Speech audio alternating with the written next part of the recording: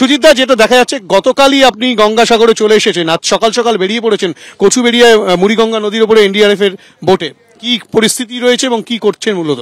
আমি গতকালই এসেছি, হ্যাঁ, প্রথমে সাগরে, তারপরে রাত্রিবেলা কচুবেড়িয়াতে ছিলাম, মানে পুরো জায়গা দেখলাম। আবার সকালবেলা কচুবেড়িয়াতে চলে এসেছি।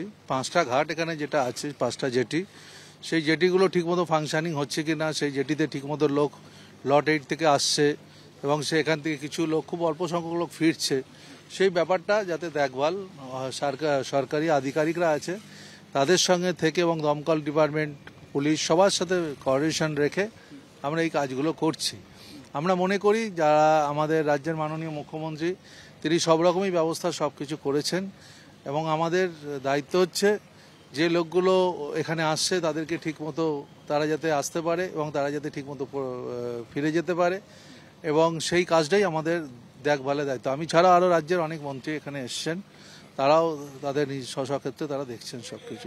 গতবারেও একটা সমস্যা হয়েছিল, এবছরও যেটা সমস্যা হয়েছে যে ভেসেল কিন্তু একেবারে আটকে গিয়েছিল এবং যেসব যাত্রীরা পারাপার করছেন সেসব লঞ্চও অনেক সময় আটকে যাচ্ছে। সেক্ষেত্রে কি সেই বিষয়টা কোনো রকম ভাবে নজরপাত করছেন? না, সকাল থেকে কিন্তু ফুল টাইট আছে, কোনো অসুবিধে নেই। দেখুন, জল যদি লো টাইট হয় তখনই একটু প্রবলেম আসে, কিন্তু ফুল টাইট থাকলে কোনো প্রবলেম নেই। গতবার যেটা হয়েছিল আপনারা জানেন, ফেরার পথে কচুবেড়িয়ায় লো টাইট ছিল, বড় একটা বার্জ ছিল, কিন্তু সেটা আমরা ওভারকাম করে দিয়েছিলাম। তার কারণ ওইগুলো ওভারকাম হয়ে যায়। শোনেন, কিছু জলের ব্যাপার আছে, কিছু কিছু জায়গায় মানে জোয়ার ভাটার ওপর ব্যাপার থাকে।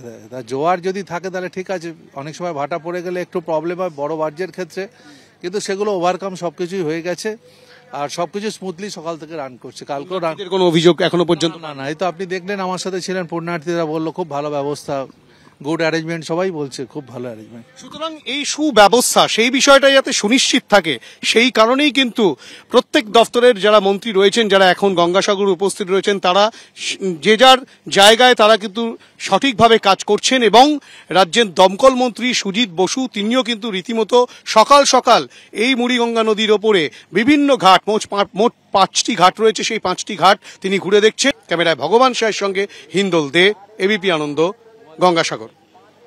প্রবল ঠান্ডার মধ্যে আগামীকাল গঙ্গাসাগরে মকর সংক্রান্তির স্নান। শীত উপেক্ষা করেই সাগর মেলায় পুণ্যার্থীদের ভিড় বাড়ছে। মন্ত্রী অরূপ বিশ্বাস জানিয়েছেন, গতকালই মেলায় পৌঁছে গিয়েছেন 45 লক্ষ পুণ্যার্থী। সংখ্যাটা ধীরে ধীরে আরও বাড়বে।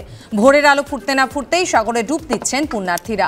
কপিল মুনির আশ্রমেও ভিড় রয়েছে। নিরাপত্তার চাদরে মুড়ে ফেলা হয়েছে মেলা চত্বর এবং আশপাশের এলাকাও। একাধিক পুলিশ ক্যাম্প তৈরি করা হয়েছে। আকাশপথে এবং জলপথে চলছে নজরদারি।